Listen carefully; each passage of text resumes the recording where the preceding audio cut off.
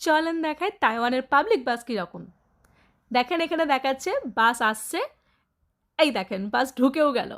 এবার হচ্ছে এই বাসটায় আমরা উঠবো।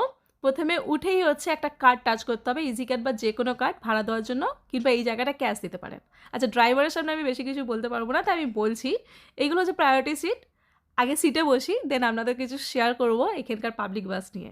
হ্যাঁ, যেটা বলছিলাম, এখানকার বাস প্রথমত হচ্ছে কন্ডাক্টরলেস, আর দ্বিতীয়ত হচ্ছে ড্রাইভার কিন্তু কোনোভাবে অ্যালকোহল খেয়ে থাকতে পারবে না। ওদের কিন্তু একটা মেশিন আছে, ফু দিতে হয় বারবার, তবে কিন্তু ওরা বাস চালাতে পারবে। আচ্ছা, যেহেতু এটা কন্ডাক্টরলেস, এই মেশিনটা দেওয়া থাকে প্রত্যেকের সিটের কাছে। ঠিক আপনার স্টপেজ আসার আগে আপনি ওটা প্রেস করবেন, যেমন আমি করলাম। আর এই যে কার্ডটা দিয়ে আপনি প্রথমে টাচ করেছিলেন, সেম কার্ডই আপনি আরেকবার টাচ করবেন। আমি তো ইজি কার্ড টাচ করেছি, আমার চ্যানেলে একটা ভিডিও আছে এই কার্ড দিয়ে, অবশ্যই দেখবেন, দারুণ কার্ড। ব্যাস, কন্ডাক্টরলেস বাস থেকে আমি নিজেই নেমে গেলাম। আপনি আগে কখনো উঠেছেন কন্ডাক্টরলেস বাসে? জানাবেন।